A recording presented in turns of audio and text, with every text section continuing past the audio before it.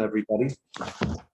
I am going to call to order Woodstock's Planning and Zoning Commission meeting. This is a special meeting for Thursday, September 30th, 2021. I got 7:35 or whatever time you have, Dottie. We'll do a roll call. Dean, do you mind starting us out? Dean Gould, Wayne Reynolds, Joseph Adeletta, Jeff Gordon. Jeffrey Morcott. And I'll note we have three commissioners on virtual. I'll just note that we have Doug Porter, Gail Here. Dickinson, and Sid Blodgett. Here. And we'll note that they're on virtual. So we have a quorum, which is good. Jeff, do you mind doing us the honors again and doing a pledge of allegiance?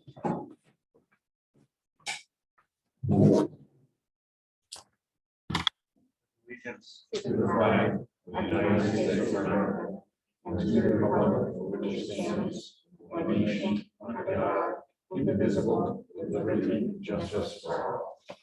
Thank you.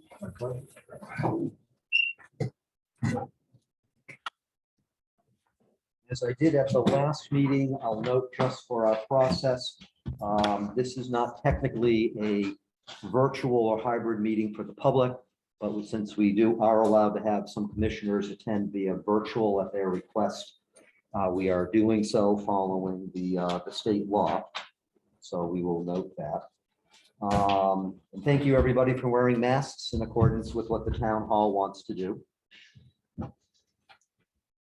Designation of alternates. We have how many? We have 1, 2, 3, 4, 5, 6. So we need 2 alternates tonight. So I'm going to continue through in the alphabetical order based upon where we stand with seating alternates. So based upon where we stand right now and what we're able to do for seating alternates, that would be seating Dwight Reinowitz and Dean Gould. Congratulations. I believe that takes us up to the full 9. So we'll note that for the record. My report is very simple, which is my usual thank yous to commissioners for our multiple meetings in a month, and that we're going to be having another one next week, which is technically a different month, but still we'll have one. So that'll be 3 in a row. So thank you for attending, and thank you as well to staff for doing the work that needs to be done. And thank you, Dottie Durst, for being here tonight to take our meeting notes. We have public hearings that we're supposed to be attending to. This is a special meeting purely to handle 3 public hearings. They're supposed to start at 7:45. So I have to wait till 7:45. Unless there's a legal maneuver that allows us to start early. So Yeah, I don't think we set the clocks at 7 minutes this week. it's too bad when I arrived, I didn't actually do that, but technically, because we called them and posted publicly with notices for 7:45, we do have to wait till 7:45. There's no other business tonight, and there's nothing else we can add to the agenda because this is a special meeting. So we'll just hold tight until 7:45. I got that in 7 minutes, and then we'll proceed through the 3 public hearings.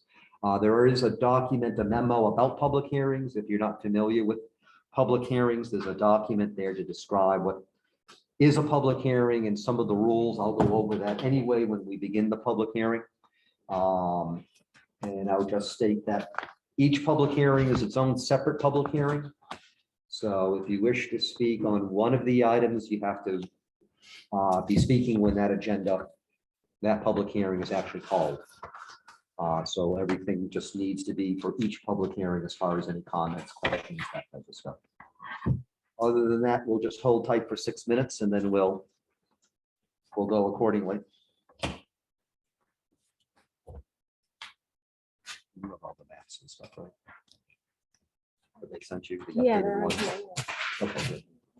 I don't know how many full size. Evenings. I have the official and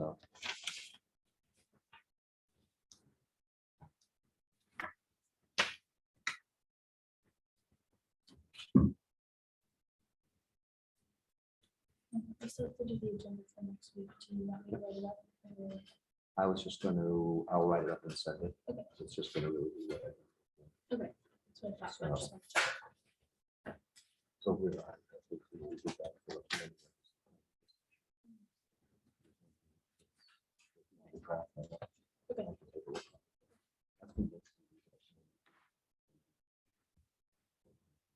It's the- Thank you. Yep. Oh, it's been in September.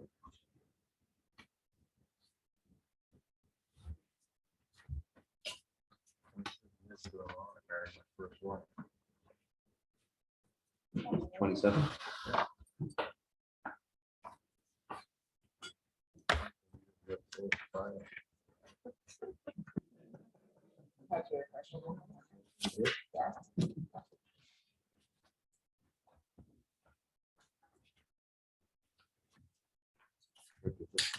You have a couple of years. I'm 24.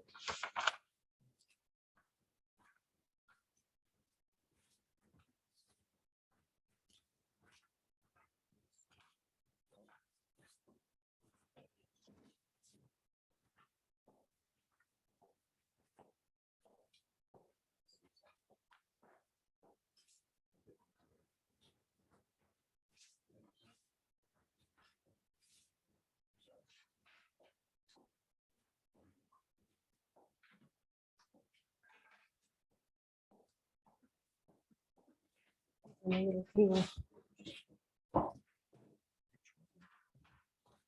Who's that? What? Whose name plate is that?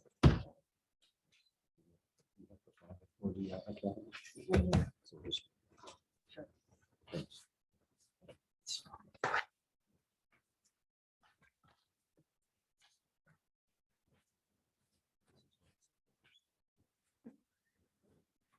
Okay. That's okay.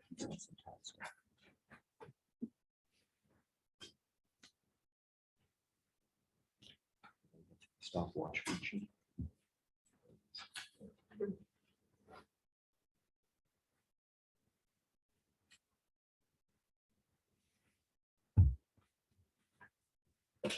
So if I'd known we were going to have this recess, I would have asked Joe to come prepared with some stories or other things to entertain us, but I was I can do remiss. it now if you want. I've got my 15, right? Yeah, you got 3 minutes. but We can delay the public hearings if you need more time. And unfortunately, because it's a special meeting, we can't add that to the agenda. Maybe next time, Jim. We could. Make a motion. Well, if the motion passes, he has to abide by it, right? This is correct. Are you going to be the commission's enforcer? That's fine. Must be make a motion. Well, you have enough enforcing you have to do in Vernon, so. All right. Just about ready.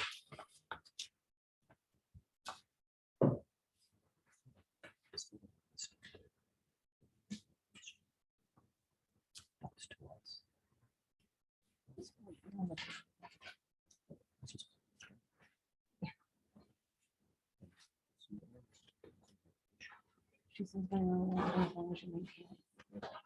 Just like what all other systems.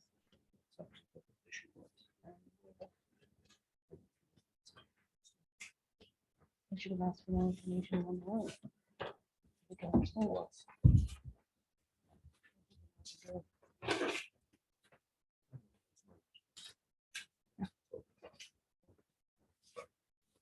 Oh, 1 more minute to go.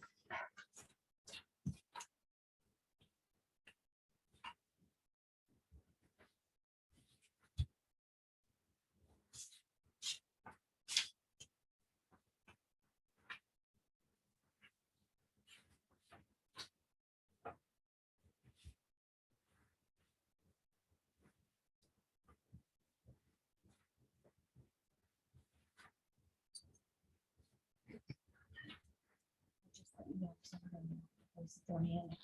Yes, and also if we take any votes, I'll just read the next so that we can see it.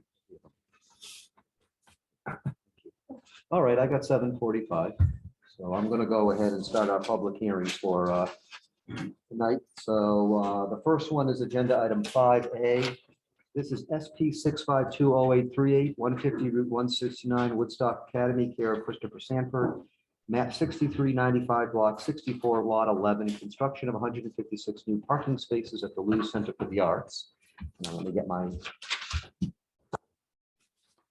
Just going to be a few minutes because I'm going to have to read through documents that we have to put into the record. And unfortunately, I have like a page and a half to note, so that way they're all in the record.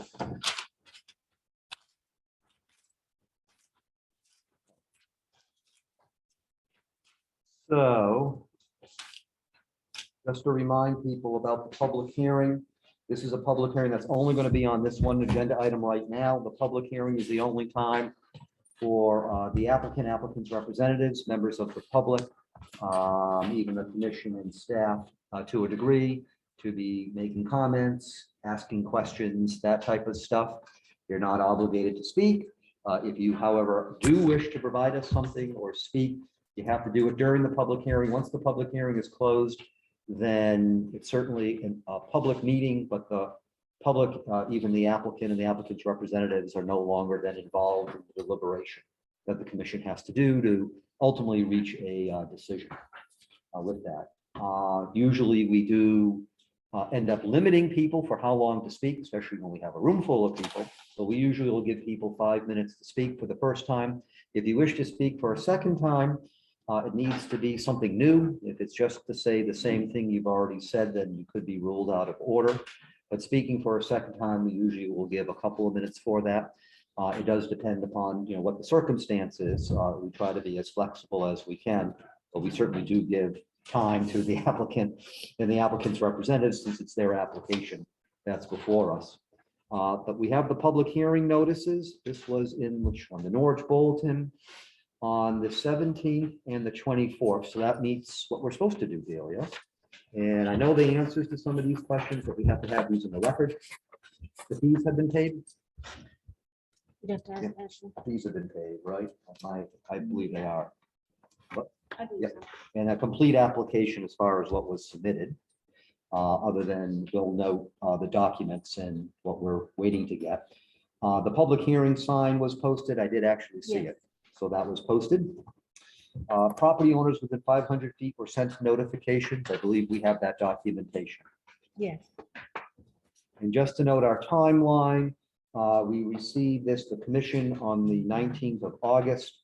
We then scheduled the public hearing to happen on the 23rd due to a snafu by the Norwich Bulletin. We had to reschedule to today. We are actually still very much within the statutory requirement within which to open a public hearing. So we don't have a problem with our timeline. So I'm just going to note that.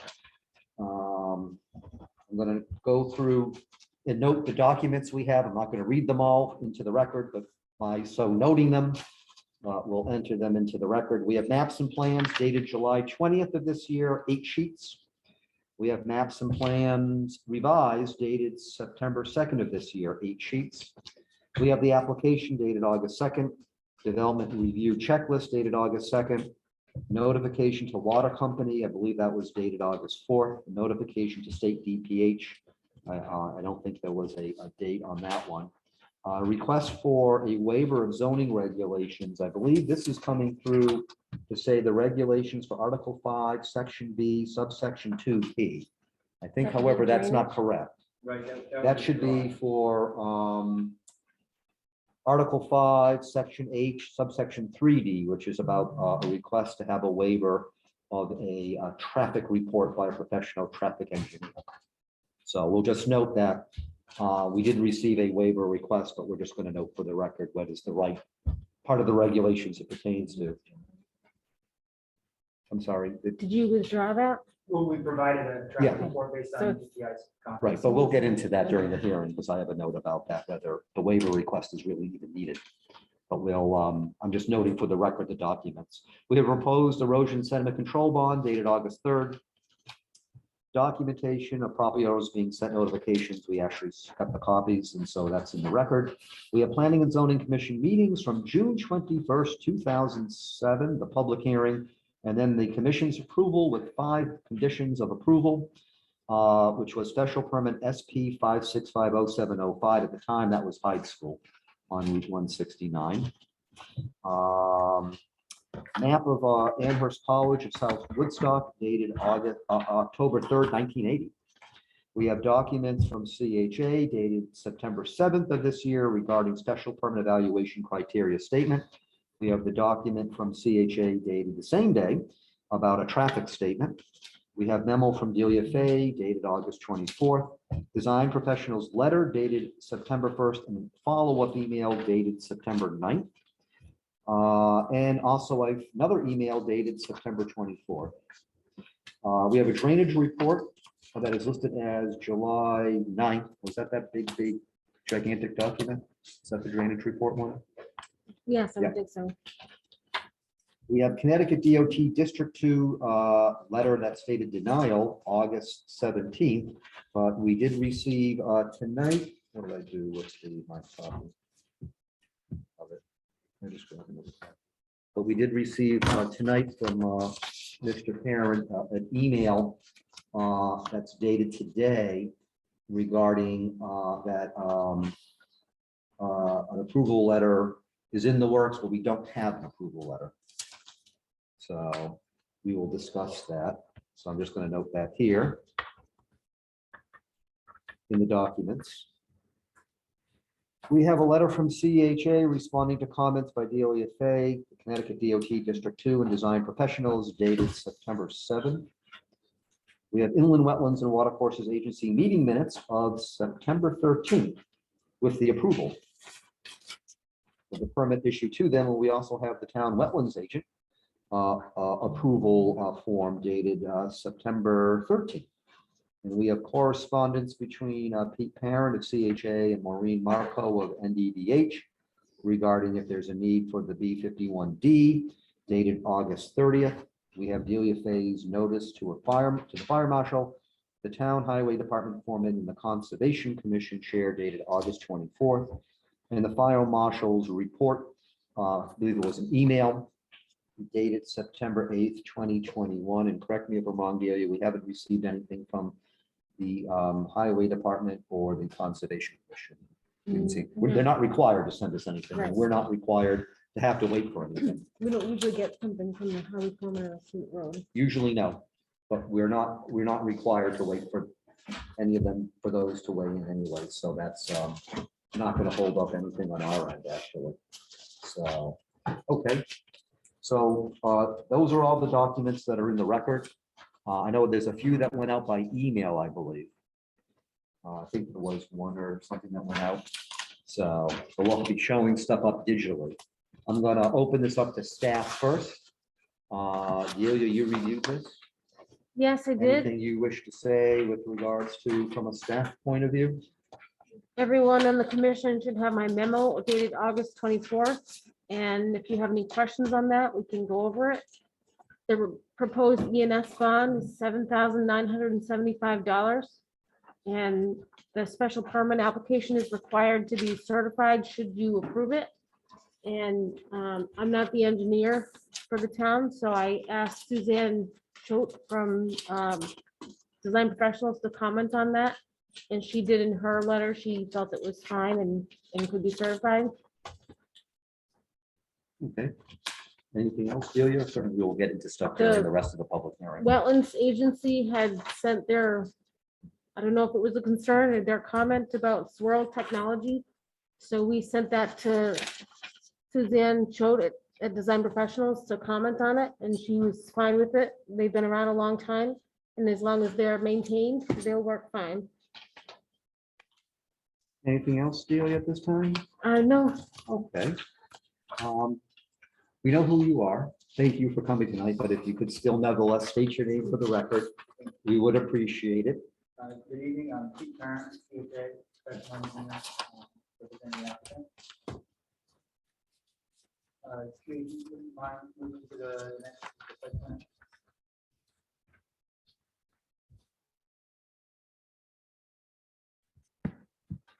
Is that it?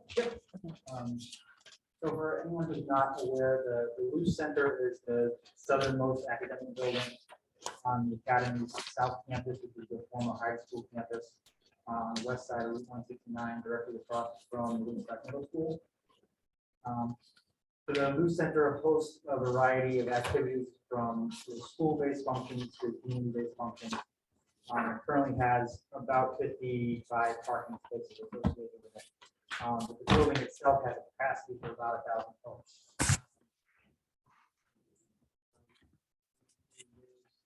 Parking across the street.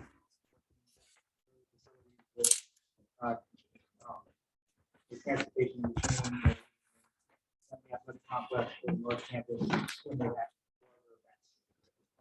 Hope is more to be able to construct a larger parking spot here so that at least internal events where they typically run between 400 and 500 attendees could be housed on the parking lot on site.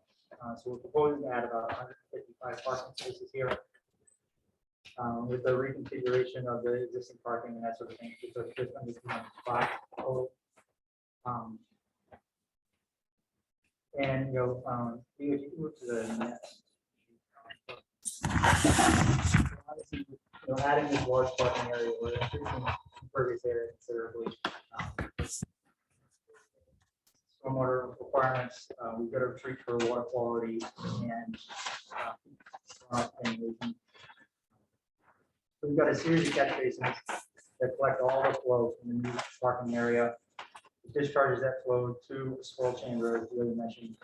The folks concerned about the hydrodynamic separator. It's a Connecticut technology. We use them all the time. They're great for spots like this where you don't have the space to do the above grade basin typical drainage treatment. So it goes through that, it removes the oils and sediments and floatable trash, and then it'll discharge into this large underground detention system that you see underneath the parking area. That detention volume will match our peak flows from existing proposed out to the Little Brook. We're going to formalize the one-way circulation. It's kind of outlined now, but we're going to make it more apparent with new signage, new pavement markings. So you got one-way in on the south side and one-way out on the north side, and then two-way interior here to the parking area to kind of make more of a uniform traffic flow through the site. Other than that, we've got some buffer landscaping on the south side there to shield the on-site residential housing. But all in all, it's pretty straightforward. Happy to answer any questions anyone might have. I'll open up to the commission. I have some questions, but I'll hold on them. Anything from commission? Joe, did you have something? Yes, just a quick question on that soil chamber and flood system. I think the comment was that design professional says these were fine as long as they're properly maintained. What is the maintenance involved? It's an outside contractor who comes in. Yes. Something. So the catch basins and the swirl chamber both need to be maintained with a vacuum truck. That's the best way to treat them. And the recommendation in our plan is that yearly those structures will be backed out. So the truck will come, they suck the leaves and the dirt out of the catch basins, and they suck the leaves, the dirt, and trash out of the hydrodynamic separator. That keeps everything functioning. Is the applicant aware that that's a necessary maintenance schedule? Yes. Do you guys look into any kind of low impact, like pervious pavement or anything? But certainly, as you can see on the west side here, we're pretty close to the wetlands. And the soils in this area are CD designation. So from an infiltration standpoint, you're not going to get a whole lot of value out of the system like that, coupled with the additional expense to construct it. So the underground detention was kind of the best option. Joe, yes. Just on that underground detention system, is there a fair amount of fill that has to be brought in to make that operational, given what you're saying about the subsurface? So the soils that are there existing will be removed. There'll be a layer of crushed stone placed down, and then the chambers are placed and backfilled with crushed stone. So they basically just create a void space We will get some infiltration value out of that system due to its footprint, but we haven't accounted for any of that in our design calculations, so it's purely designed as detention, so the volume in slowly drains out without accounting for any other drain in the soil. Two questions I have. Some of them I know the answers to, but I'm going to ask them nevertheless, so we have it on the record. So certainly it looks like inland wetlands questions that they raised and it asked us to address, have been addressed by design professionals to their satisfaction. I know we received a document today saying that Connecticut DOT District 2 is in process of issuing an approval, but we technically don't have the approval. No. So, and that is required. So that actually, without the approval, is going to require us to have to continue the public hearing. Because we have to actually have their approval. So So that would be the public hearing, or can it be? we would need to bring it to us at the public hearing. I think so, Yeah, since you it's a don't know what it's document. gonna say. And heaven forbid they say something additional. If we're not in public hearing, we can't then bring up something new. So we are going to have to continue for that. I know that's not any of your fault, but Connecticut DOT is Connecticut DOT, whatever happens. So, but we do note that, but I appreciate you bringing the update to let us know where they are in process. So, and I know you don't have to show it here, but I know you put in a number of ADA compliant parking spaces. Yes. So, which, thank you for following the ADA. And unless I'm incorrect, and correct me if I'm wrong, Delia, design professionals is basically fine at this point Yes, with what's been proposed. yes. So we have that as well. The waiver request is for not asking not to have a traffic report. That actually falls under a section in the special permit requirements that says that it would be required only if relevant to the application or deemed necessary by the ZEO or the commission.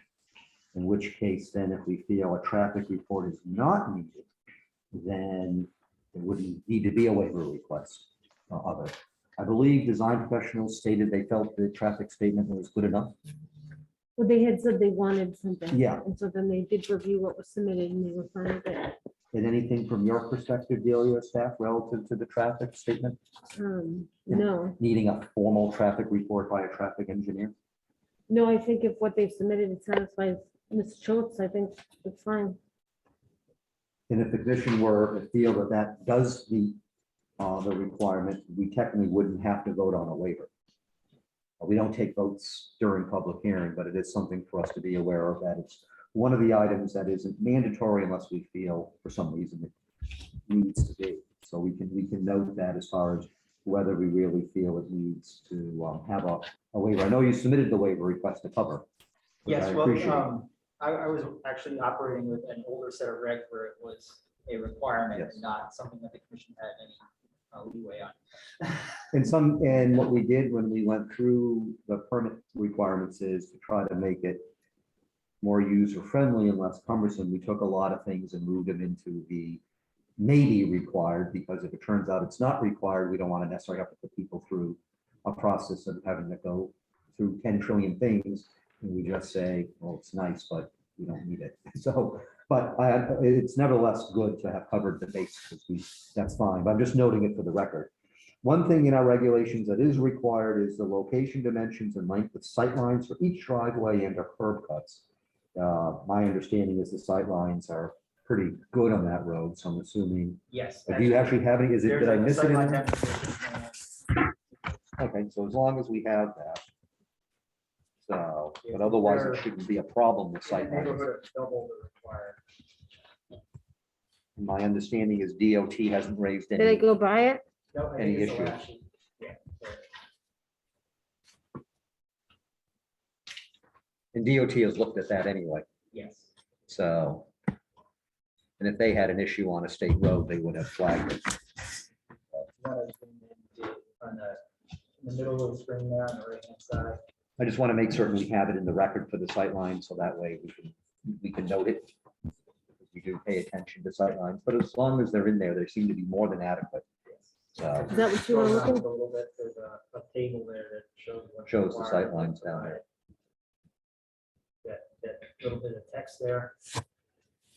Kind of tough to see right now, but there is stuff about the sight lines.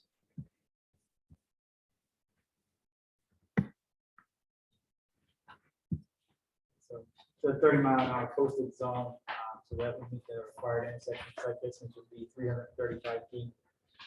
The Available is over 610 feet.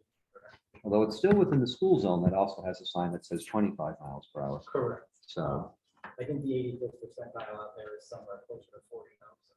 although the average speed on that road is far in excess of 30 miles per hour.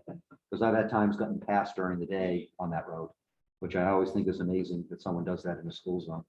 But people do what they do. One thing I had is about the lighting plan. I know in your text, you had mentioned about that the lighting poles would be no more than 24 feet above grade, which is within our 25 foot.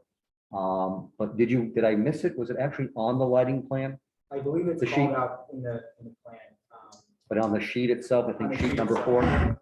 Because I just want to make certain, because if it isn't, we would want to make certain we have that listed on the sheet, that it's going to be 24. That's within the 25-foot mark. What page is that on? Should be Yeah, sheet 4. landscape and lighting, yeah. So I just want to make certain we do indeed have that as far as There. the pole. If you zoom into one of the callouts on the towards the top of the page.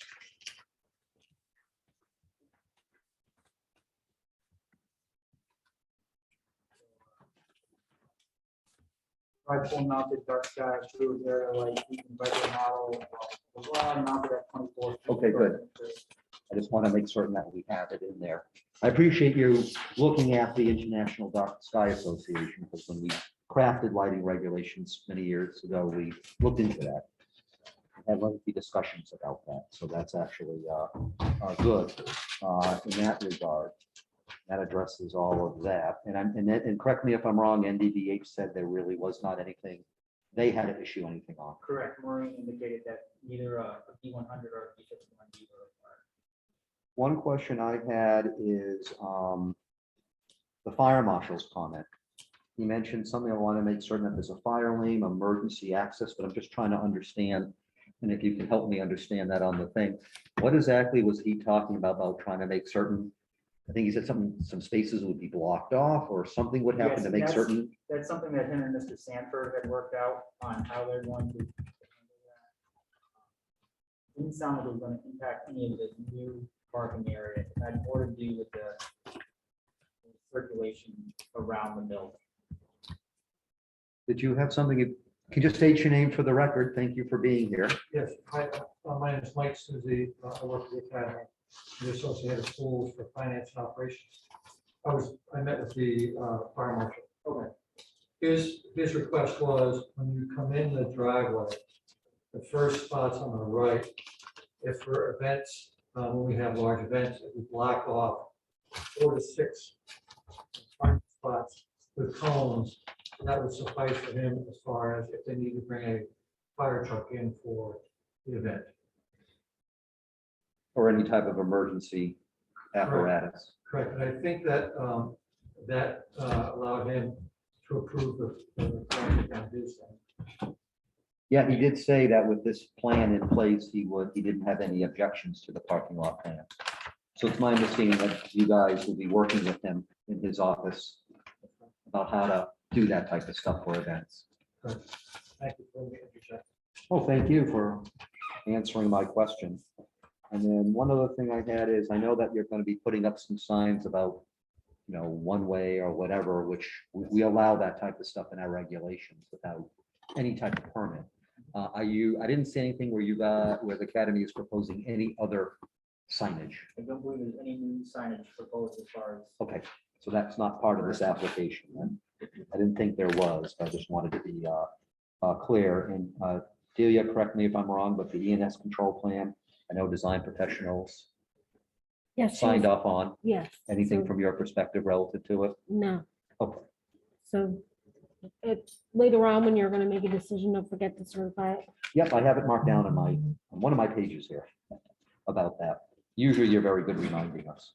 And the bond amount is $7,975, which includes that 10% contingency. So we're covered for that. And I had one question. My last one right now. I look back at that initial permit approval. And there's various conditions here. And one of them, I wasn't on the commission when this was approved at the time. I joined the commission several months later. But condition number 4 was 2 bleachers at a height of 12 feet maximum to seat 360 total people to be removed and stored out of sight in the winter months. I know you guys aren't proposing anything with it, but I'm just wondering, looking at this, if that's really something that's needed or why it's a condition as far as trying to store the bleachers. Honestly, my understanding is those bleachers are in the back.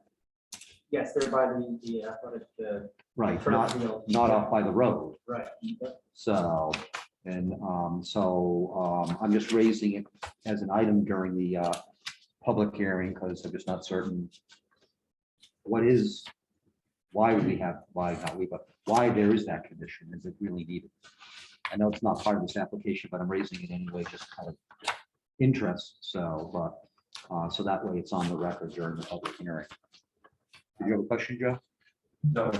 Oh, sure. I think it because there's just a concern about the visibility of the features year round. By storing them. That would be preferable. Certainly comfortable doing. I don't know that I've ever seen. I think I don't know that they're there yet. Mr. Sanford said in an email, which I should have on my file, if you want me to find it, I don't seem to have a paper copy of it, that he said that they don't use them there and they're not proposing to add any more. Or maybe not that they don't use them there ever, but that they didn't have them there now. I just was raising it just because it was something that caught my eye as far as a condition. So since otherwise the conditions are still operable for the special permit, so I just raising it during the public hearing in case it comes up afterwards. It's at least been brought to the attention. Is there anything from any other commissioners? Oh, Sid. Possibly, disassembly and assembly. Issues there, too, they can't be seen from the road.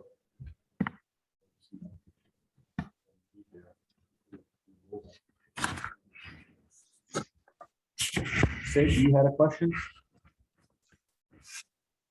Yep, Sid. Mr. Parent, I'm looking at a email between you and Ashley Stevens from about 2 weeks ago, dated Wednesday 15th. And there's 3 components to it. I think it has to do with the Wetlands Agency's comments. The second part of that email talks about the importance of maintenance and how what you're proposing really hinges on the maintenance of the structures and the importance of proper maintenance. Now I'm looking at your drawings dated July 20th, sheet number 7. And there is a section called post-development phase under the stormwater section. And there are 5 components. We want to put that up on the screen.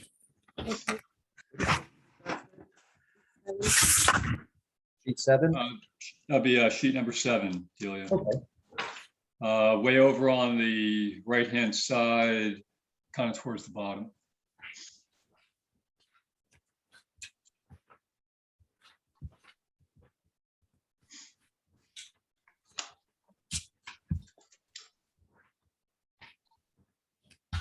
Yeah.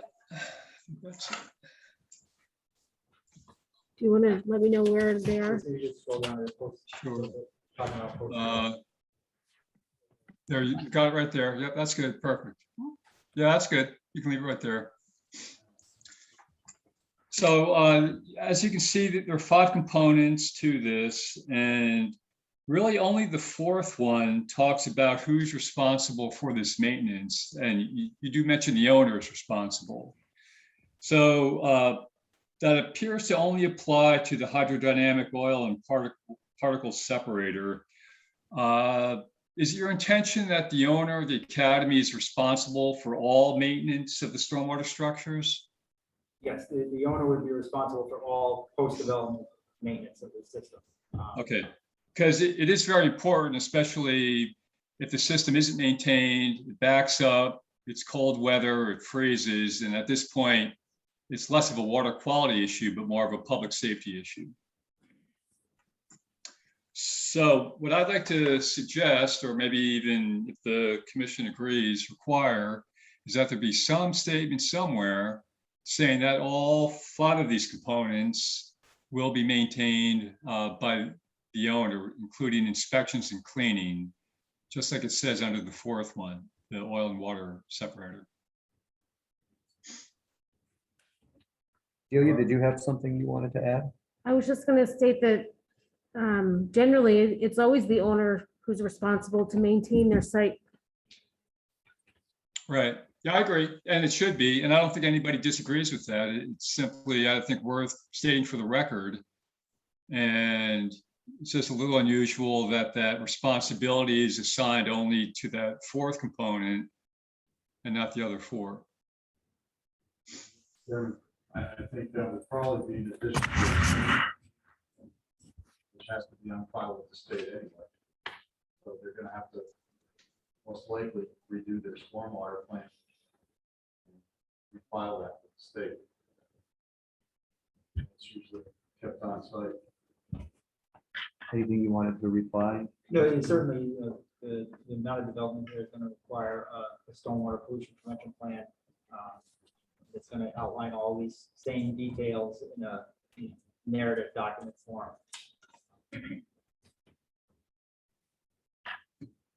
Are you looking for something more, Sid, than say have something on that post-development phase on each of those items? Is that what you're looking for?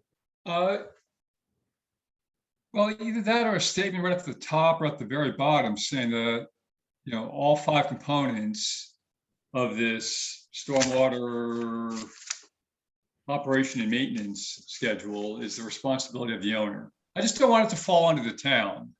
And I don't want a gray area where there's, 5, 10, 20 years from now, some finger pointing about who's supposed to be doing what out there. I want it to be clear that it's the academy's responsibility. They're building this, they own it, they're responsible to do these inspections, cleanings. And it's a little bit of a heavy lift. If you look at that 4th one, they talk about hazardous materials, licensed haulers, schedules. So, it's important. Mr. Barrett, would there be any objection to putting that statement on? No, certainly, the way that this is formatted is to say exactly what Sid is looking for to say, that the owner is going to be responsible. So we can certainly modify it, or you guys can condition it. Okay. We certainly could put a condition on if we felt we needed to, or we can see where we go. So I'll note that on our list of things that we'll be discussing when we're outside of public hearing then. So, okay. Thank you. Yeah, thank you, Sid. So that's sheet number sheet 7, right? Yes.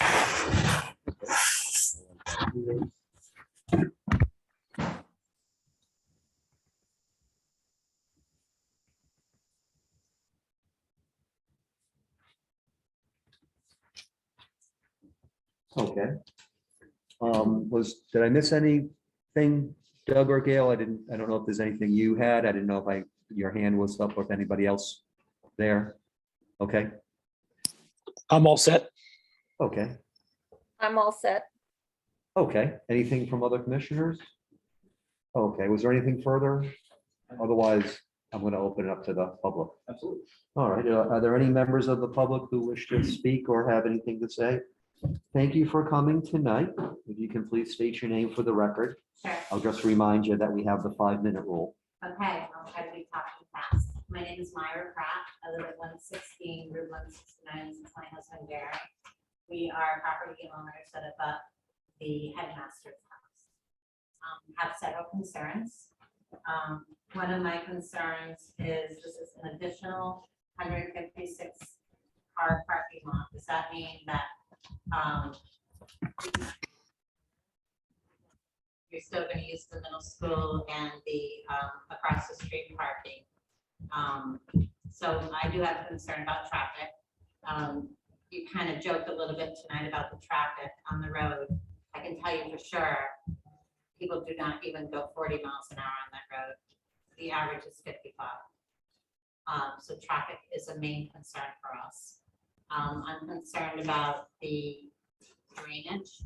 Our side of the road, I can tell you, is a wetlands. When we've had this summer of rain, there are many days we can't even mow our lawn because we have lakes on our side of the road. We have sub pumps that work all year round, as I do know the middle school also does, and I'm sure the academy side does too. So there is that concern. And another concern we have is lighting. We moved to Woodstock 30 years ago. Our backyard faces a cornfield. We're very fortunate to have that. And we have beautiful night skies. And I know several years ago, there was concerns in town about the playing fields over at Bentley and the lighting there. And I was involved in those discussions.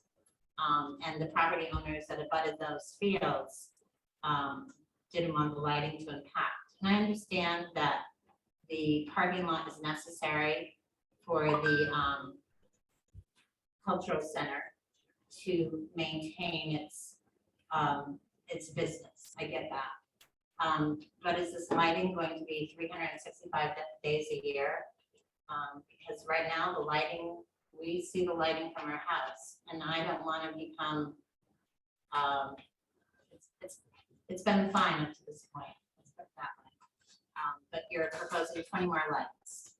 And that's 20 more beams of lighting that can affect my living space that I've had for 30 years. And that's a main concern for me, that we've abutted this property. We've never had a problem before, but I'm concerned about losing our way of life. So those are my concerns.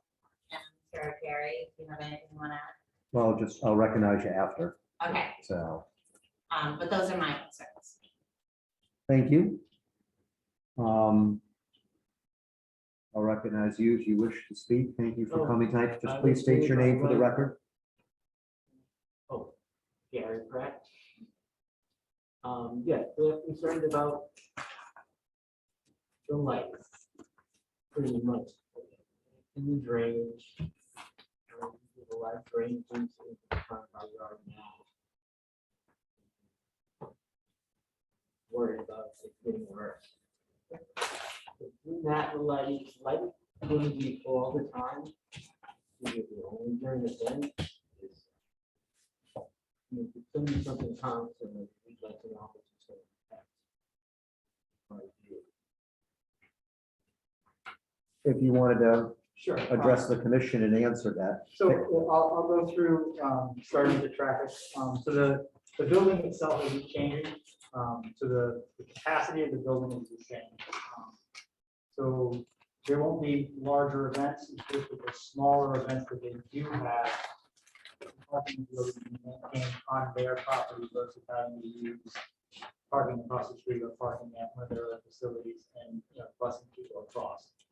So the number of folks that can get into the building, the number of folks that are attending an event won't be able to change. Building's not changing.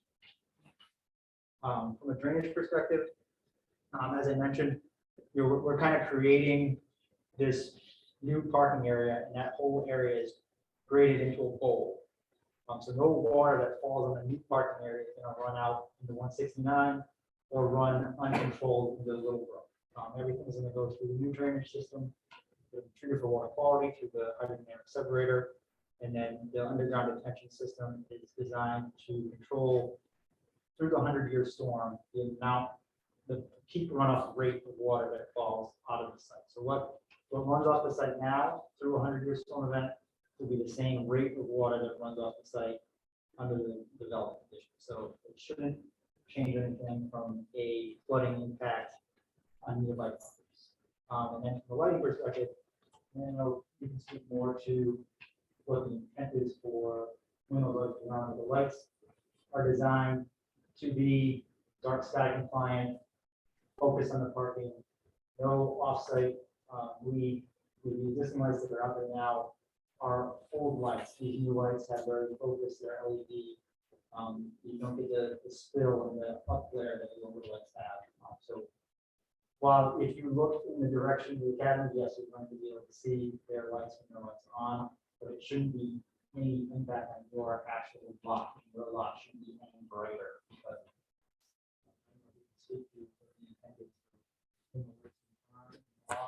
Did you wish to say anything in that regard? You can certainly, if you wish.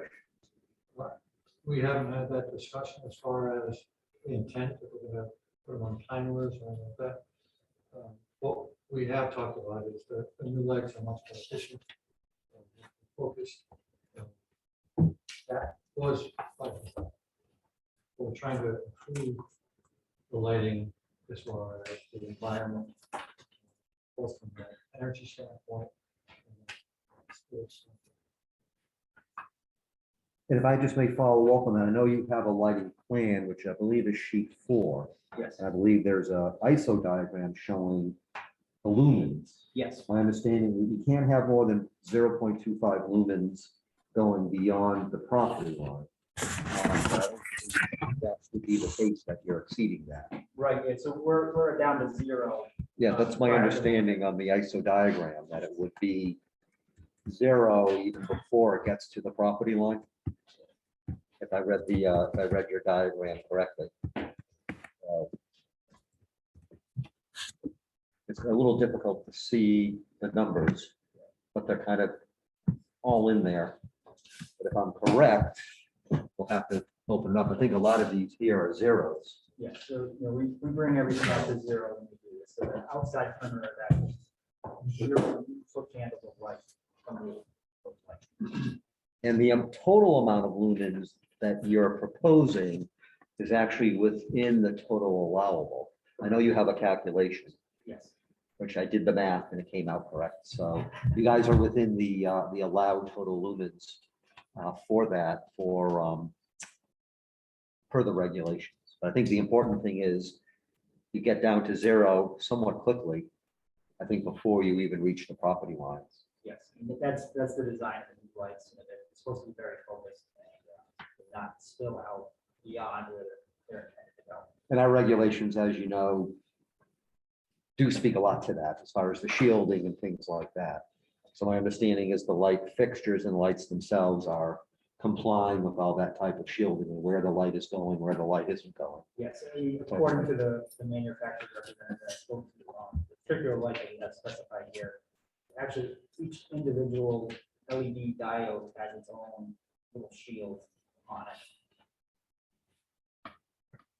And we do talk about in our regulations about what to do with lighting more towards businesses or close of business, unless there's certain things that are needed for security purposes.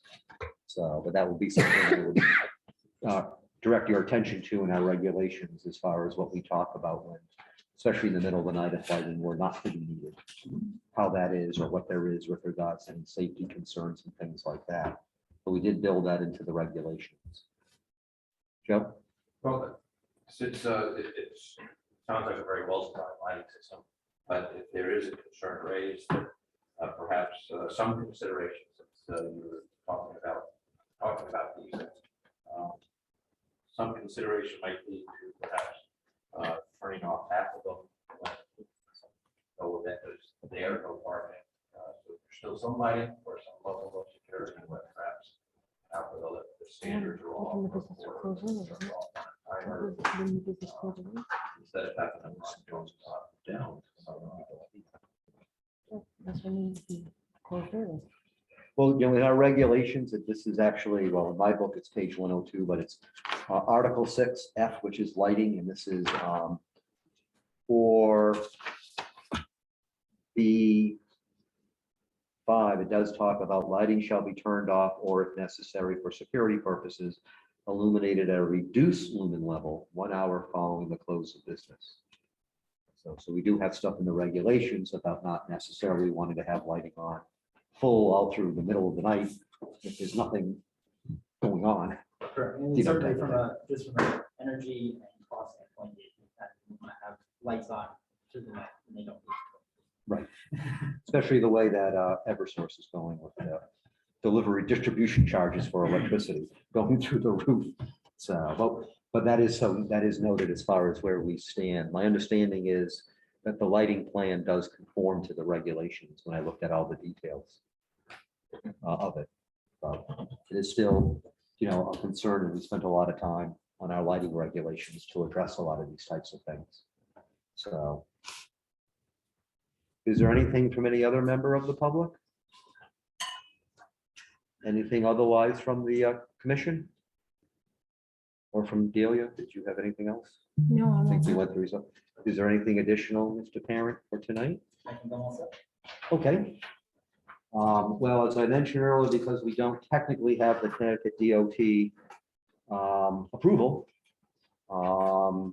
we would need to continue the public hearing. Our next business meeting is October 21st. We always list the public hearings at 7:45. So I would open it up to the commission if what the commission wishes to do, unless there's anything further tonight. Motion to continue the public hearing for the October, Is there a second? Second.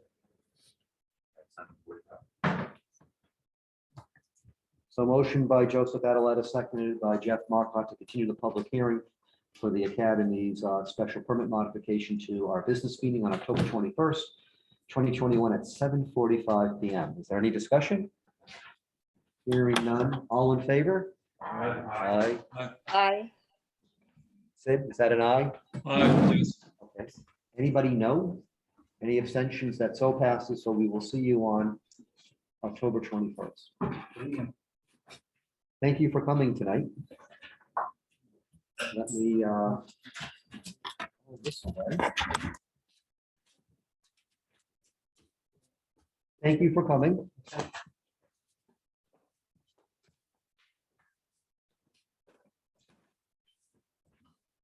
me just get this into the voting record.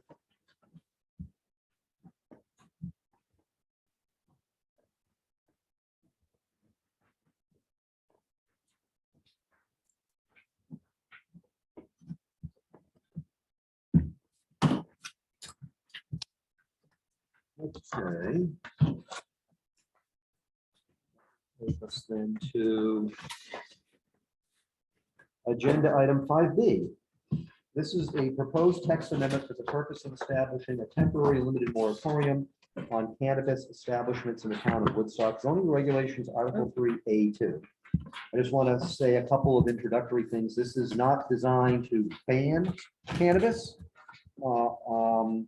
as allowed by the state, separate from whatever federal law may or may not say. This is purely for us to look at commercial establishments, of which we do not have any right now, with a temporary moratorium to allow the commission time to craft meaningful and common sense regulations. We're not the only municipality that has been looking into establishing a moratorium for this type of purpose. I know a number have actually already done so. I don't know if Putnam's done theirs yet, but that's what this is purely for. So the matter before us is not about what type of regulations we'll end up working on. Those will be through public meetings, and we welcome public input.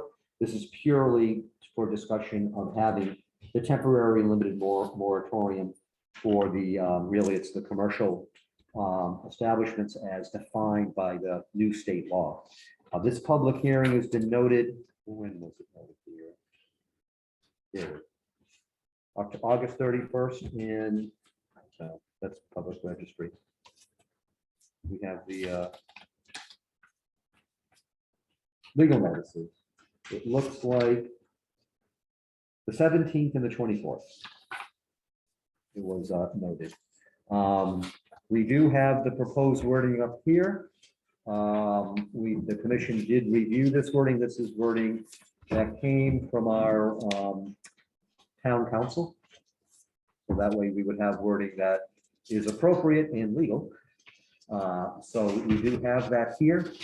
I'll just note for the commission that we would need to decide for whatever wording, I mean, if we approve this, we would need to have set an effective date and for how long we're going to put the moratorium for that. But otherwise, I'll open it up to the commission. Do any commissioners have any questions? Okay. Now, just note for the record, we did have, but adjoining towns notified, and this is what this is not a zone change.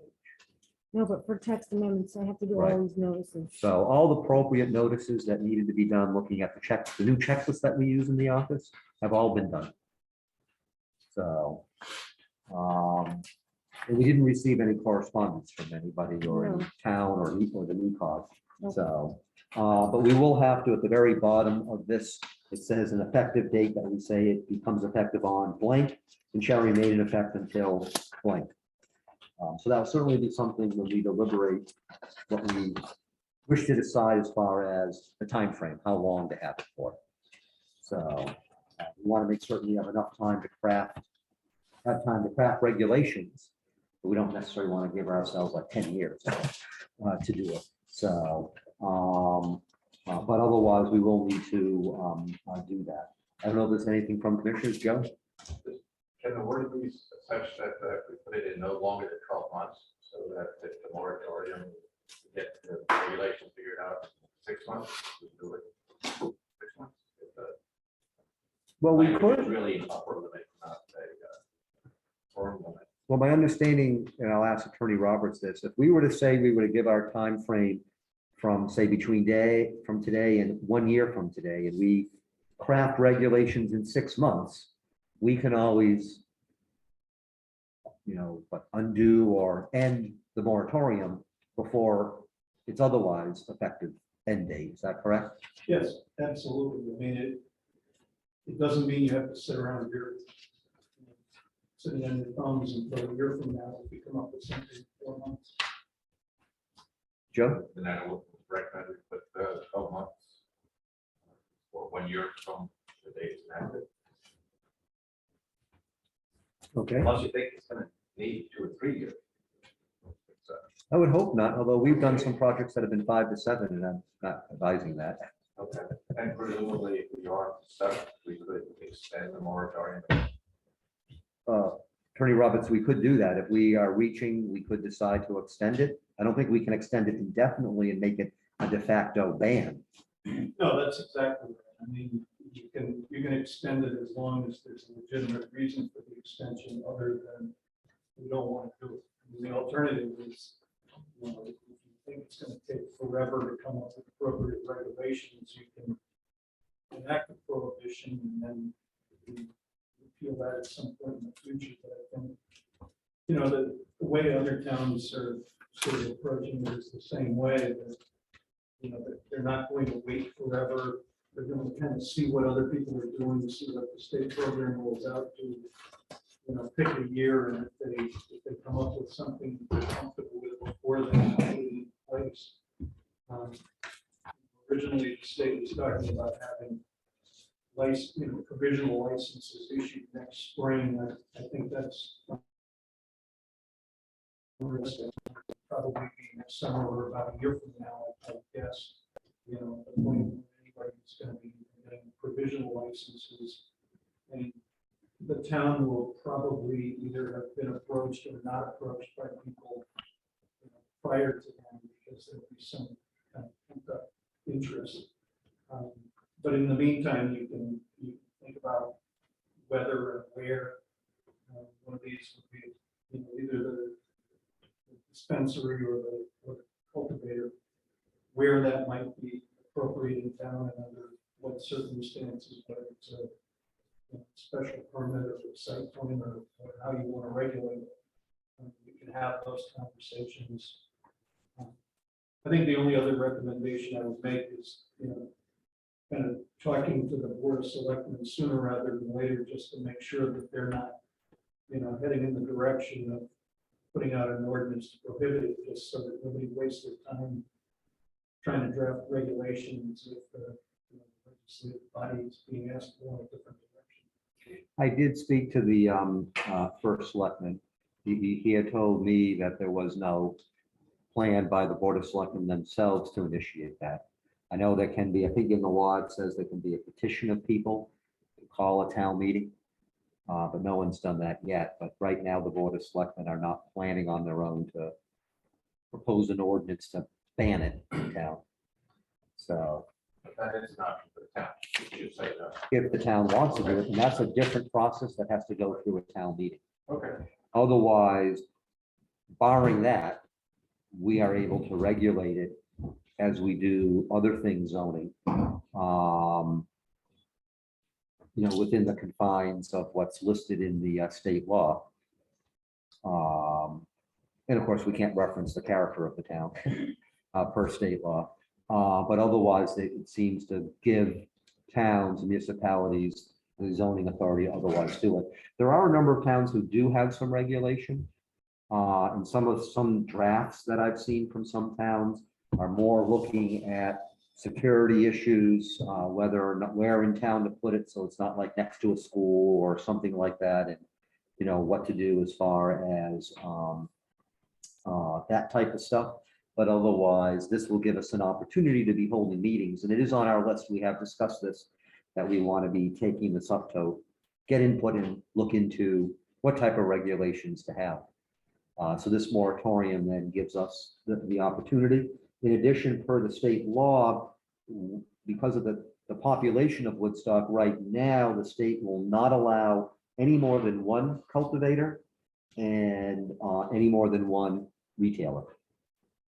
Just because of our population being the way it is, and the way they kind of are crafting it based upon population somewhat. So, Joe? So are you essentially looking for a date to put in as a motion to proceed with What we need moving to, on this moratorium? well, what we need to first do is we'll have to end up closing this public hearing. Okay. And then later in the meeting, we take it up. Okay. And then, yes, we would need to have a motion to approve. And part of that would be setting an effective date and an effective end date. Start and end date. Yes. Okay. But right now, this is just a public hearing phase. Anything else from commissioners, or didn't see anything from commissioners online? Miss anything? Okay. I'll open up to any member of the public who wishes to ask a question or have a comment. Okay. If there's nothing else from the commission, what is the wish of the commission? Nancy, is I motion that we close the public hearing. there a second? So motion by Frazier, seconded by Blackmer to close this public hearing. Any discussion? Hearing none, all in favor? Aye. Any? Aye. And Sid and Gail?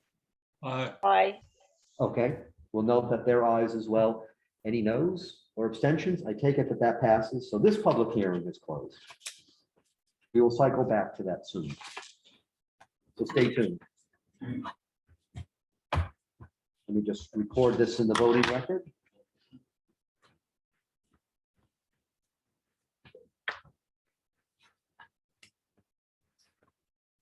Let's see.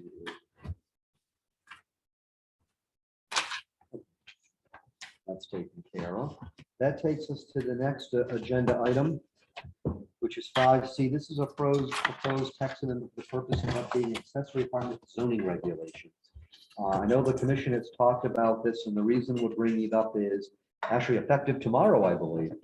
The new state law takes effect, which basically has been looking for what the state law changes is any town that doesn't allow accessory apartments is going to need to allow them. Woodstock actually has been very proactive, and for many years, we've allowed them. Also to not have it go through a special permit process. Woodstock doesn't do that. Although interestingly, there seem to be a number of towns that do. But Woodstock has been very proactive in this regard for many, many years. So kudos to the town and this commission.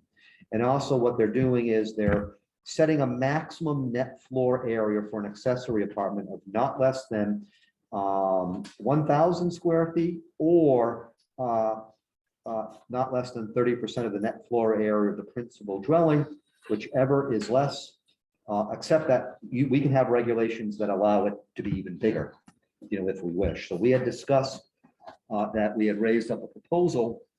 I don't know, Gil, if you want to scroll all the way down to where we have the red text beginning. Sure. That what we want to do is we would want to bring our regulations up to be consistent or compliant with what's going into effect tomorrow. We've had many discussions over the years with regards to accessory apartments.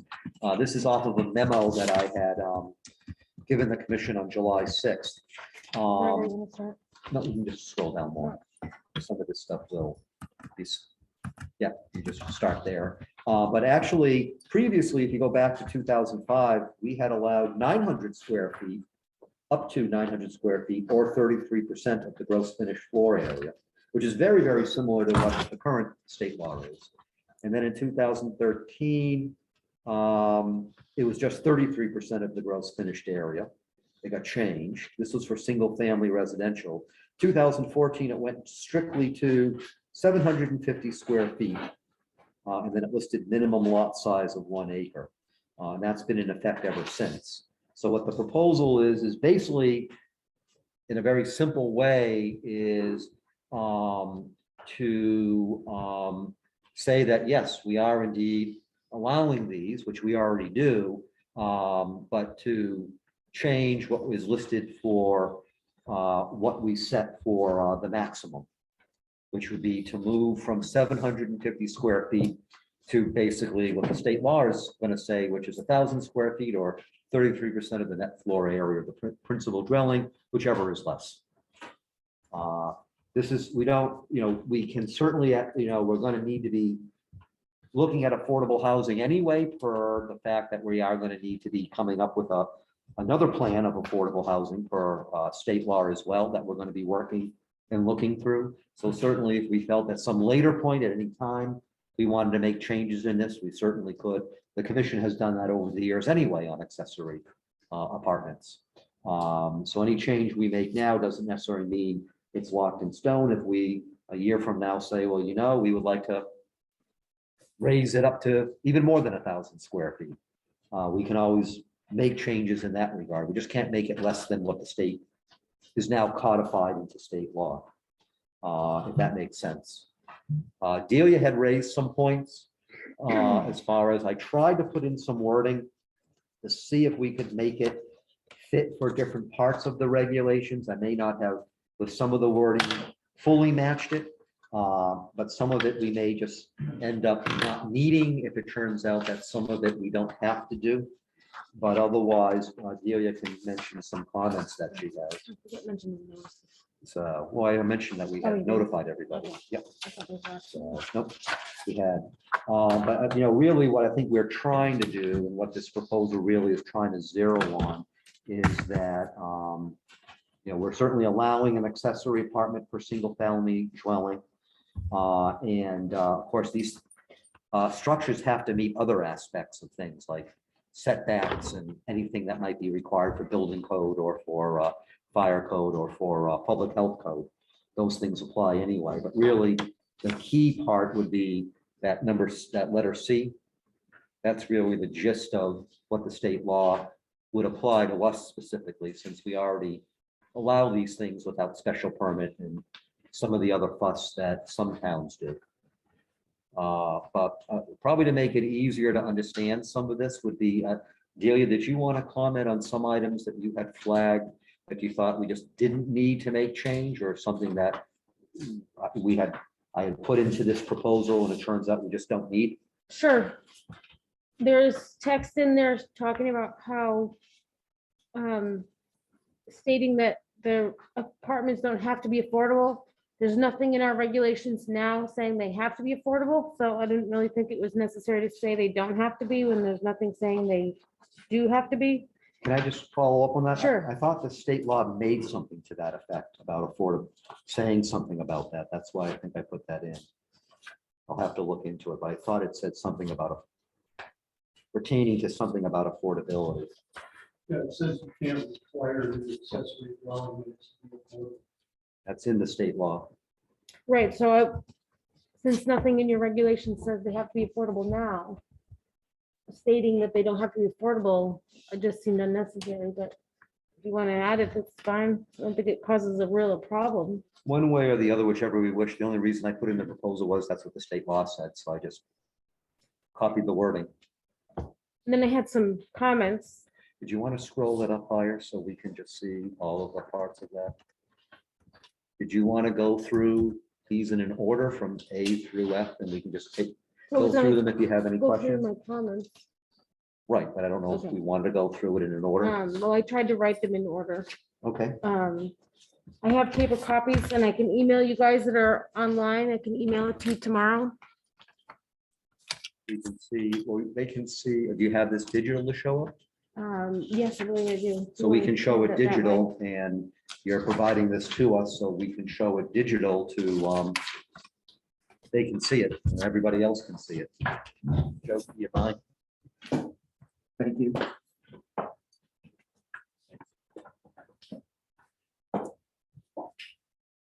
And if there's certain things we just don't need to put into a proposal for a proposed text amendment, that's fine.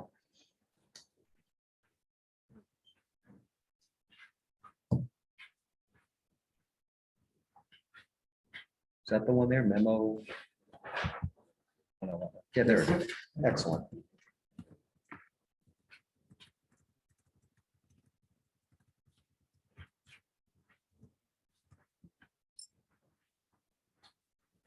Can you, Sid, Doug, and Gail, can you see that on the screen?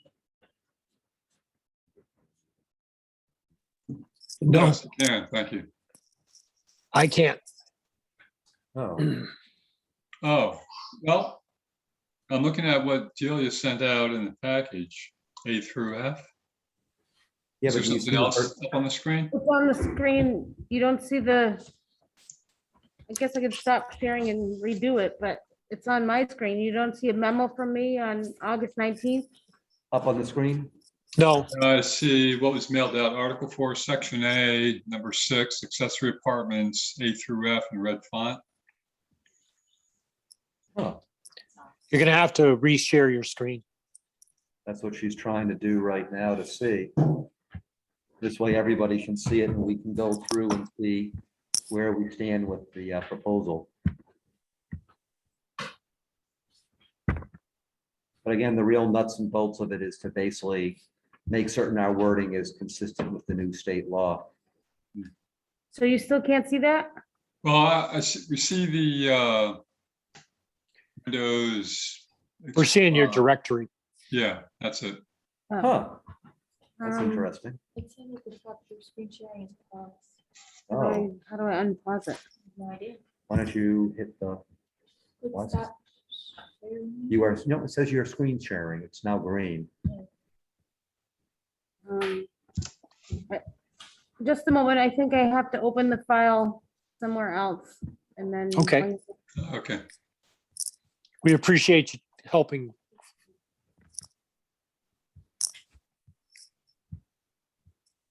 This way we can have everybody see it. It's my first Zoom meeting that I've done myself, so. It's all right.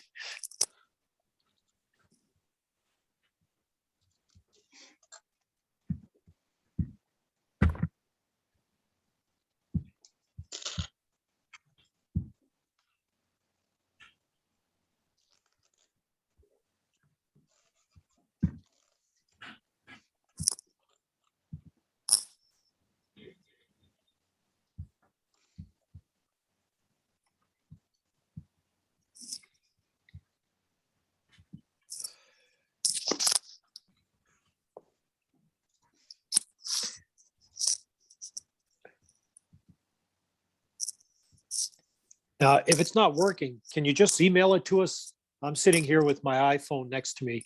I could get an email and look at it just that way also. I can email it to all, I can text it to all three of you, That would be great. Then Get it you to guys, work in the Yeah. file. but that is one of the issues when we try to do it by I don't, Zoom. all the other things I wanted to share were working, so I don't know why this one wouldn't work. It's all right. I'll take a picture of it and try to see if we can get Can it you out. see it now? It's, yes, now we got it. There we go. Thank you. Thank you. Comment with Jeff Gordon's proposal. Good, excellent. We got the technology to work. Excellent. You got a gold star, Delia. Thanks. I'll send out a press release so John Filchak sees it in the morning. Thanks. He'll be proud of you. Okay, did you want to go through your stuff? Sure. My comment number 2. So Woodstock should consider whether apartments should be allowed in the Lakes District. Sorry, my glasses are getting foggy. I can't read very well. Many of these lots are very small, and so it could potentially be problematic to allow this additional density in an area that already has a high level of existing development and the potential for more due to the remaining vacant lots. So the legislation states designate locations or zoning districts within the municipality in which accessory apartments are allowed, provided at least one accessory apartment shall be allowed as of right on each lot that contains a single-family dwelling. Therefore, accessory apartments will be allowed in the Lakes District unless the Planning and Zoning Commission amends the regulations to prohibit them in that district. And I tried to say that if we, on one of the proposals, when we talked about one accessory apartment shall be permitted for single family dwelling, only those zoning districts permitted by these regulations. So that way, if at some point we change what we do in a certain district. I did put in except on non-conforming lots, and I'll ask Attorney Roberts a question about that. If there's a non-conforming lot, this state law, you can't. If the lot's non-conforming, the state law would still allow you to put the accessory apartment, or if it's non-conforming, you can't put the accessory apartment on. If it's non-conforming, they can still have the accessory apartment as long as they still meet the setbacks. and Okay. lot coverage. Okay, That's tied into some of my other comments about, we currently have that minimum lot size of an acre, and I don't believe you can do that anymore. So I can move on to my next comment. well, let me just follow up on that.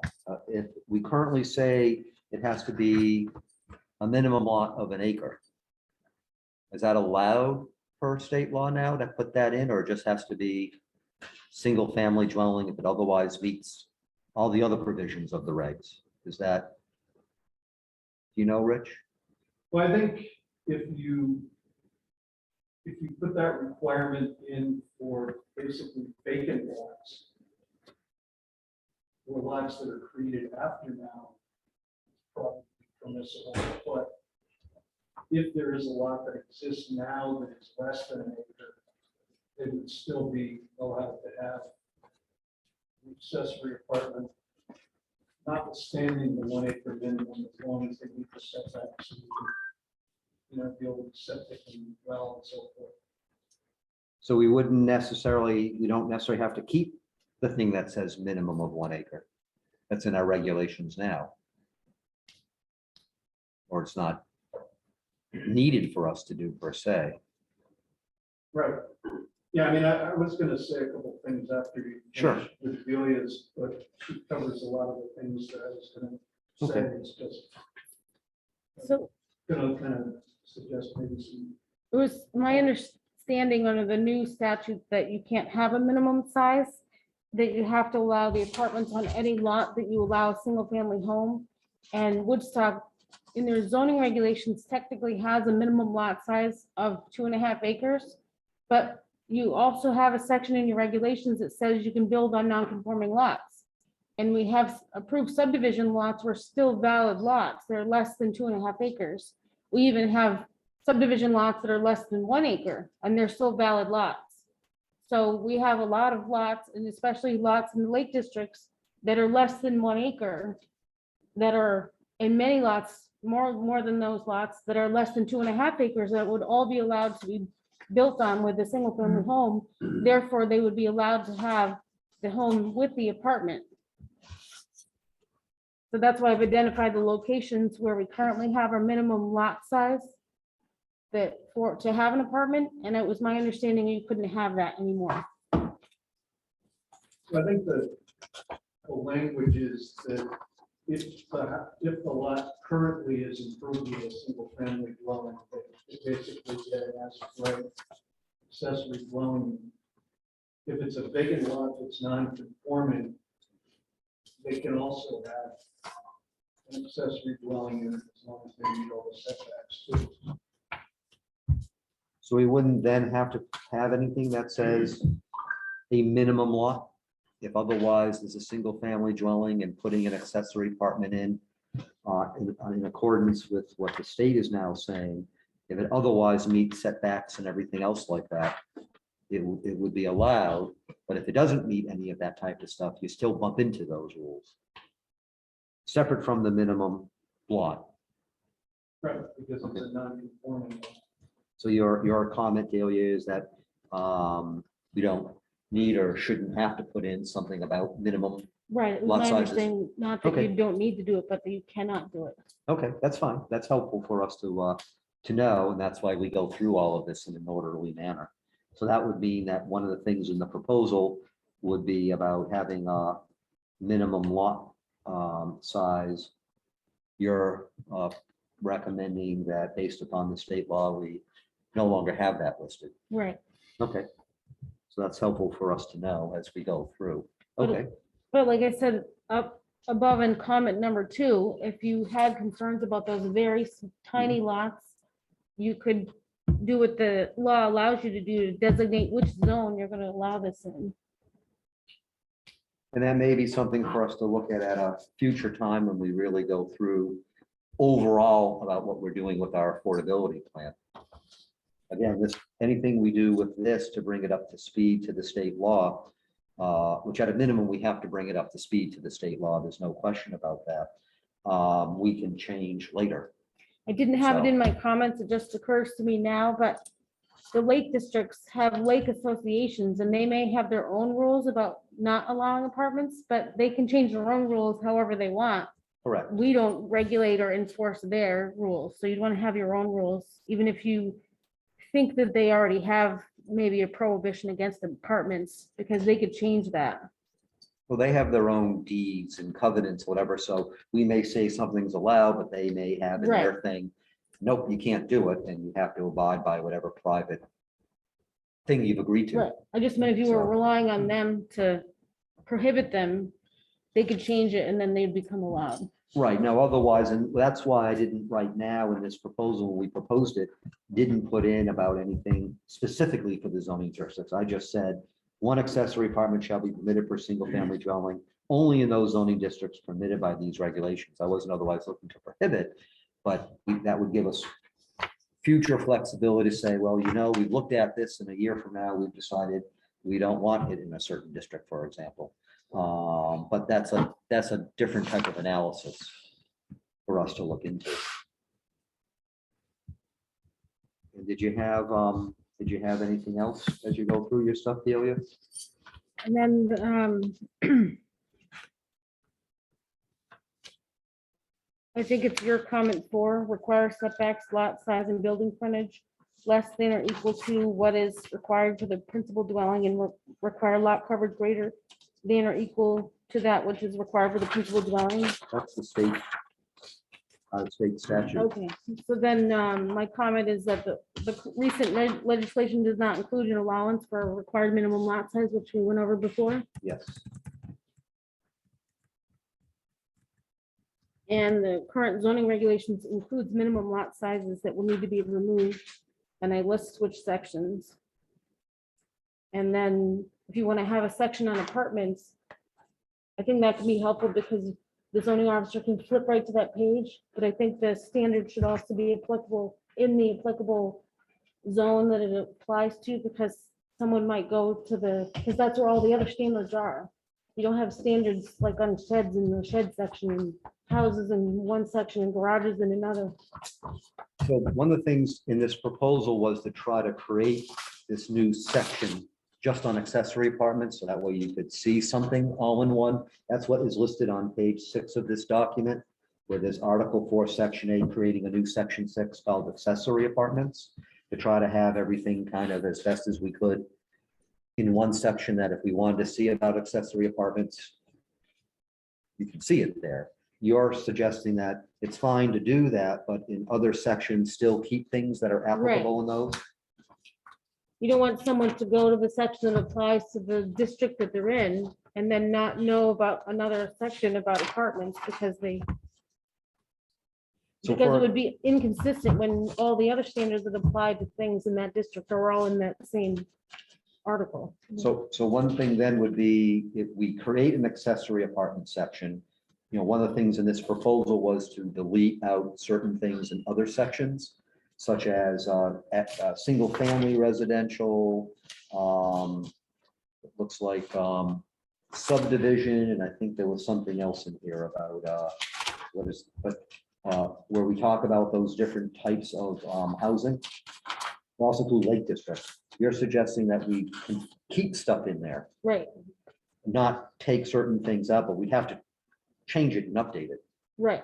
Okay, And then if you decide to make any other amendments when you do your affordable housing, or after you do your affordable housing plan, remember to change all the applicable pieces so they don't leave any inconsistencies behind. Nancy, you had something? I was just going to echo that the cross-referencing, I think, is extremely important. Because again, people focus in on one section and then, to the detriment of looking at the whole. So I think that's a very good point. So some of the things in this proposal that we had, certain things we were going to take out of certain sections, we would just keep in, we just have to update Right. the thing. Okay. Did you have anything further, Delia, on that, or did we? No, that was it. Okay. Well, one thing I was going to propose is that we take a look, given what Delia has, what we just discussed. If you pull up that proposal we have in Here? red, yeah, Okay, just the one that a the commission has brought forward, where we're trying to see about creating a new section on accessory apartments. That's on page 6. It may make sense then as we go through A through F, identifying then based upon what Delia has talked about. And I don't know, Rich, was there something additional you wanted to bring up to us?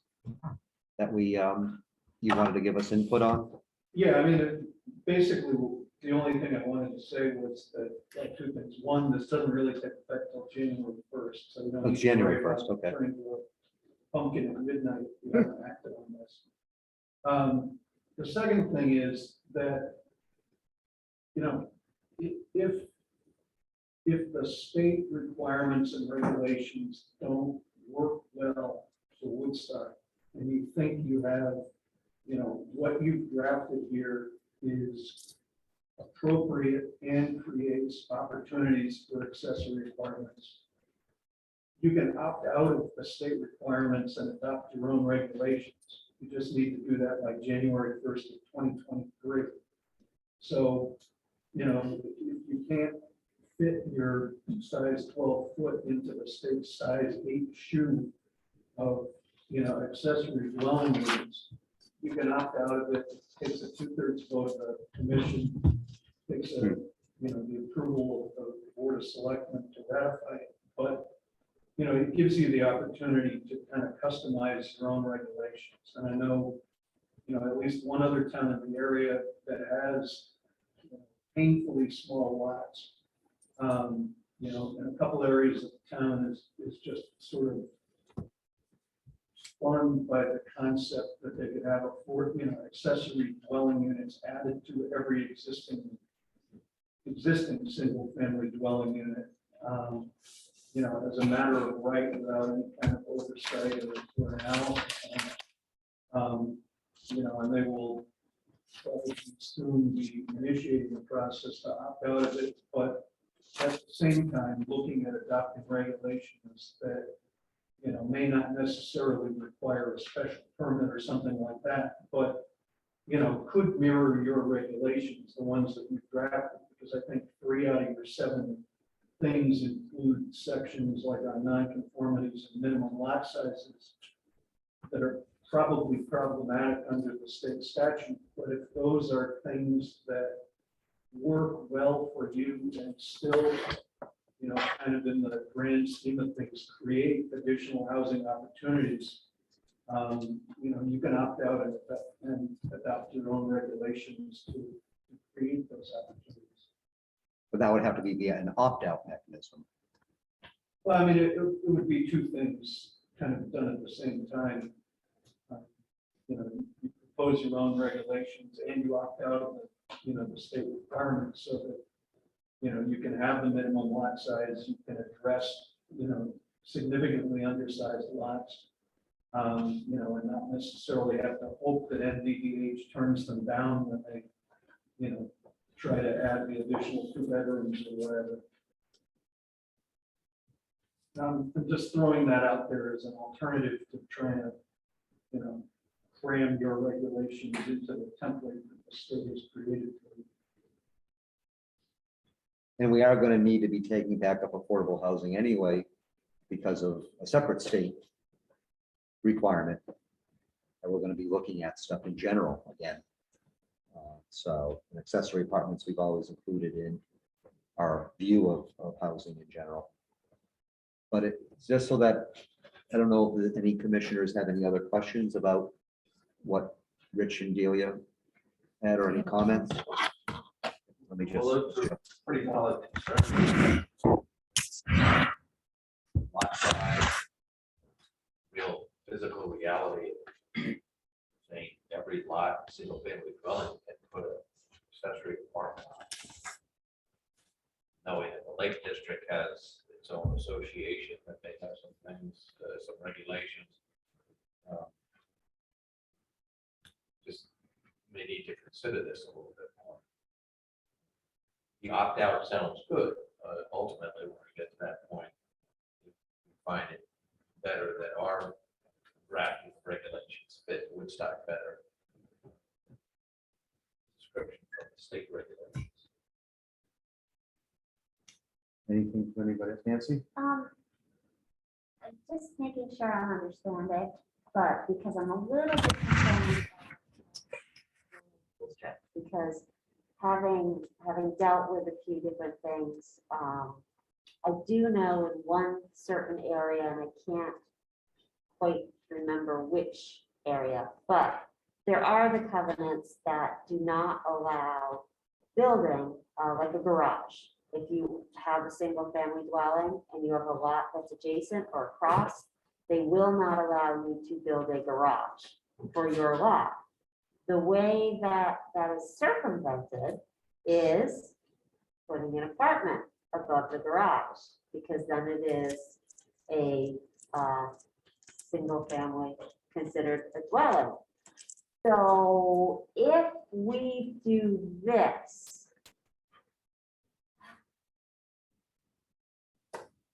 I think that may stymie that, because, or would it be considered a single family dwelling. Delia? If it's on a separate lot, then whether, regardless of who owns it and if they actually rent it out to someone, which makes it an apartment, sort of, that doesn't have anything to do with it. This is Okay. talking about on one On parcel, one lot. on one Yeah, lot. yeah, okay. So then let's take this one step further. If they have a lot adjacent, they buy the one right next to them, and they decide they want to merge. So then, if we do the Lake District, again, that brings up that issue. So all I'm thinking is we just, I don't disagree, because I think the lot, or the lake lots are extremely small. And it is very packed. And sometimes I worry about, just emergency vehicles, let alone, but just put a little bit of thought that we might, that might really, go against some of the Lake District folks and what they're trying to accomplish down there too. And we did some time ago create that Lake District, Yeah. not their organizations, but the zoning. Yeah. To basically have our regulations match what they're already doing, because it technically, it wasn't matching. Yeah, yeah, And we were out of step with what they were doing, and that's why we created that zoning district to cover the 3 lake districts. It's one district. Dwight, you had something then, Mark? Did you have something, Dwight? The, No. Mark? in the Lake District with a small lot. If you've got to watch the setback requirements and all that, so is there room to put an extra apartment on and still stay away from the boundary lines on these small lots. So my understanding is that even if it's a single family residence and so they were to put in an accessory apartment, if it doesn't meet the setbacks, they couldn't do it. Regardless of what the state laws, state law isn't saying you have to have X for a setback or whatever, it's more what we would set. So say they wanted to put someone in any district, community district, lake district, if they don't otherwise meet those aspects of the regs, they can't do it. My Right. understanding. But the apartment doesn't have to be in a new addition or a new structure. It could be in the basement or above the garage or convert some existing space into an apartment, which still adds people living on the lot. And what would, I think I know this question, I just want to ask it to make certain I'm thinking of it correct. Rich, if we were to say that we're allowing these things in the Lake District, and the Lake District has its own private covenants and rules that they all sign on to that says, no, you can't have them. That private agreement would be in effect because they've agreed to something more restrictive. That's their private agreements they do, because I know they have a bunch of different things Yeah. that you're not allowed to do, or you have to get approval through their organization. That still is stuff that they could do.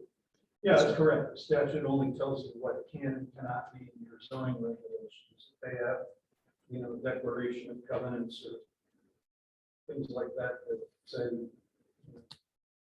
can't do this, can't do that, no clotheslines, kinds of things. Those are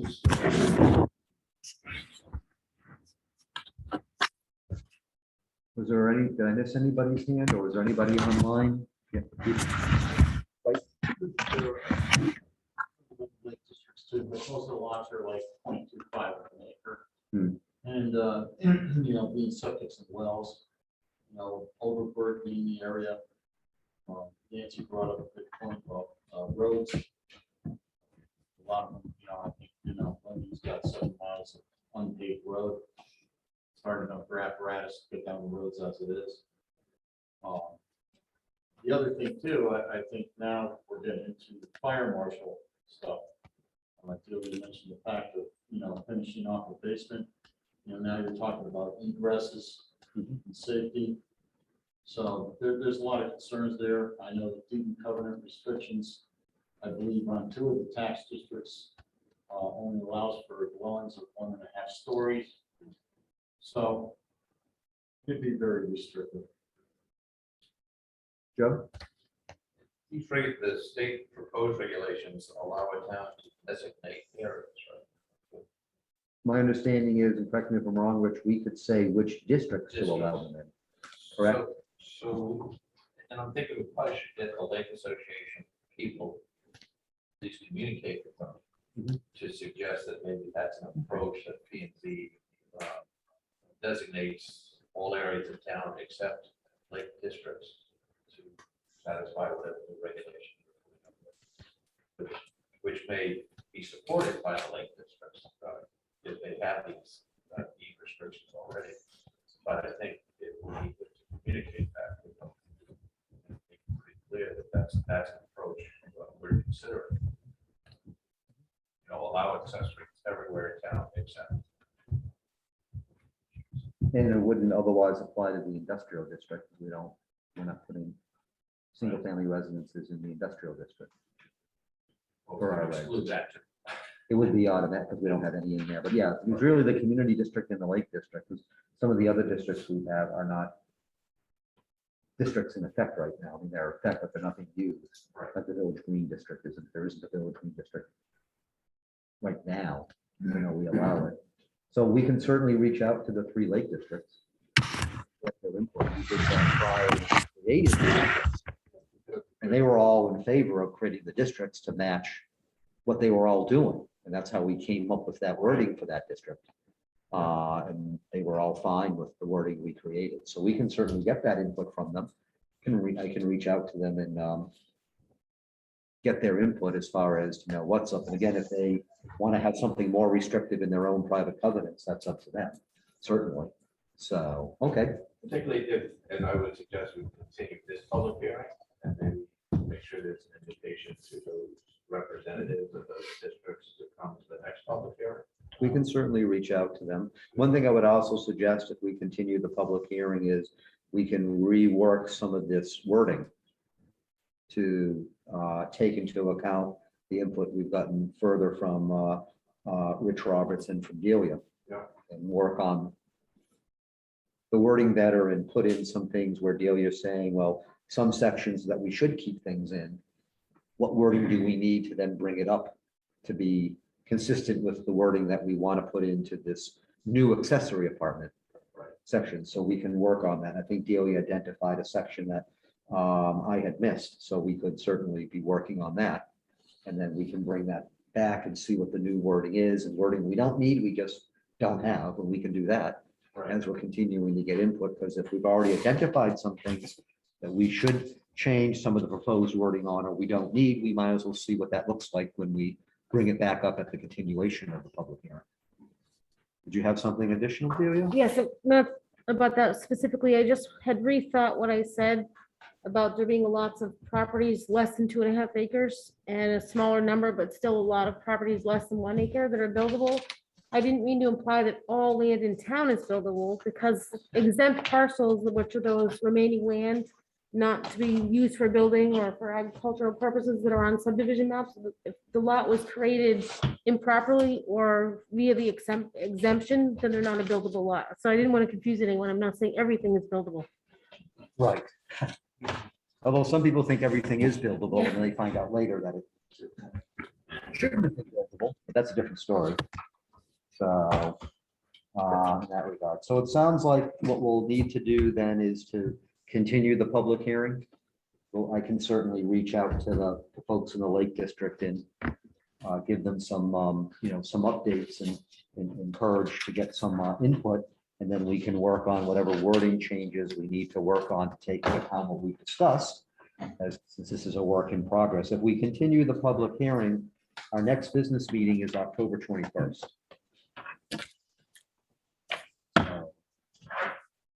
Is there a motion to want to continue? Continue this public hearing.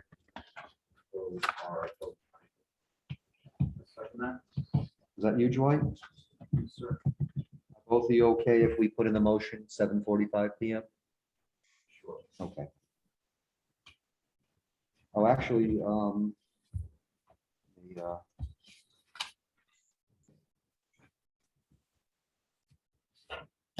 this listed here actually is for that. I just got what yeah. Okay, so motion by Adeletta, seconded by Reinowitz to continue the public hearing to October 21st at 7:45 PM. Is there any discussion? Yes. Mark? Is that, do we want that listed at 7:45? We already have another one. What we do is we list them all starting at 7:45, but we take them sequentially in the order on the agenda. Because I wouldn't know what time to put. I can't say if it's going to be 8:45 or we don't know. So we've just traditionally listed them all the same start time, but it's known. We're just taking one public hearing, then we go on, just like we did tonight. They're all listed 7:45, but we're going one public hearing in order. If that makes sense. Makes sense. All in favor? Aye. Aye. Sid? Aye. Gail? Anybody opposed? Anybody wish to abstain? I take it it passes. So this will be a work in progress. But this is good because this discussions we have also is good because it also counts to our discussions as we start thinking about housing in general and type of stuff. So which is good. So it's good for us to be making notes of this stuff so that way we're not having to reinvent the wheel later when we're having to deal with that part of our work to do. So I'll follow up with you and we can see where we are with the wording, and we'll certainly get stuff out to folks and stuff. This takes us to unfinished business. Agenda item 6A is the Woodstock Academy special permit. That's already been continued. So this part of the agenda item is moot right now. We do have agenda item 6B. This is about the proposed text amendment for the purpose of establishing a temporary and limited moratorium on cannabis establishments in the town of Woodstock. This is zoning regulations, Article 3A. 2, this will be, normally we kickstarted with a motion with regards to what we wish to do. If someone wishes to make a motion to approve the proposed text amendment as has been presented to us, or as we've shown. Motion to approve the amendment as shown. And is there a second? Second. Second. So I'll note that motion by Jeff Marcotte, seconded by Blackmer. The only thing, I'll open up for discussion, but one thing we do have to list is at the very bottom of that a proposed amendment. It talks about effective date / term. And this will be effective on, we have to put a date, and shall remain in effect until we'd have to put a date. We did discuss during public hearing about having a year. As far as making an effective date, when do we normally do that? We have to post this in the paper, and we have to give the 15-day appeal period, right, Delia? Yes, So I think what days have we traditionally been with our text amendments? How many days? usually been doing a month, but I don't know if we typically have to do a whole month. We have to give at least 15 days from the publication date. And you don't know that yet, what day we'll be publishing it. That's probably. We don't why you know set what up date that- we're publishing. If we're 30 gonna days. publish it in the bulletin, they usually get that pretty quick.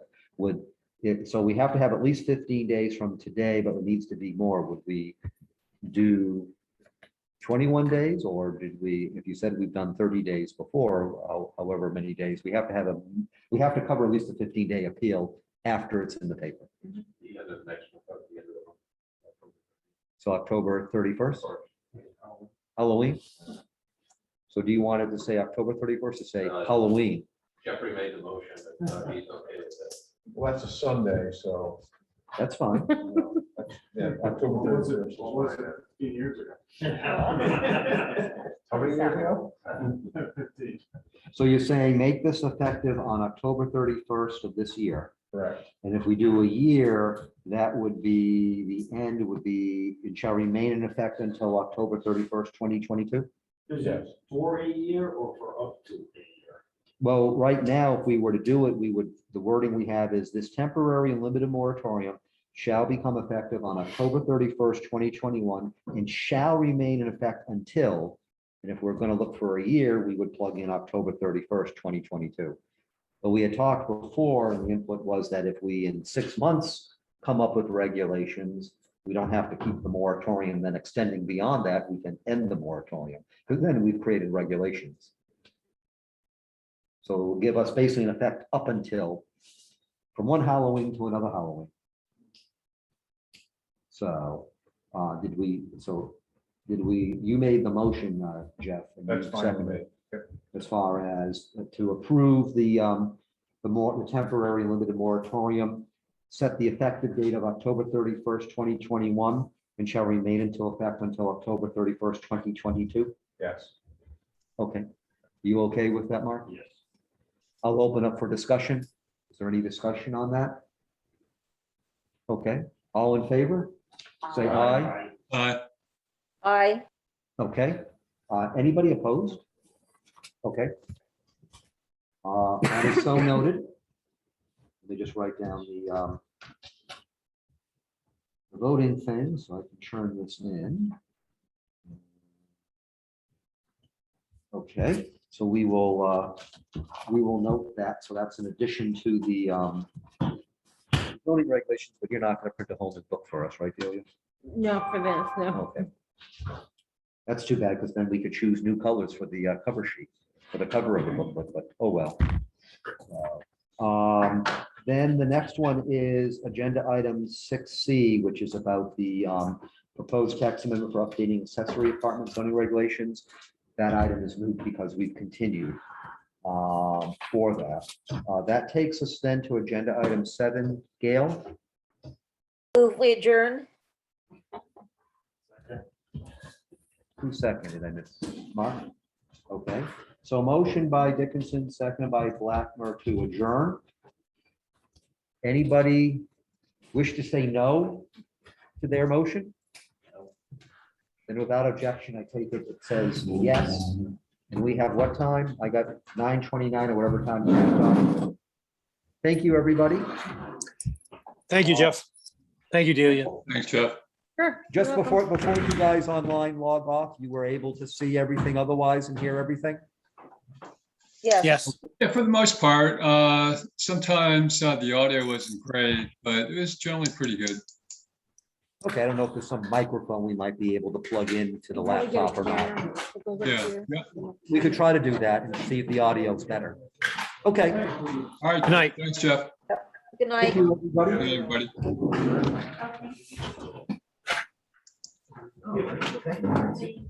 Okay.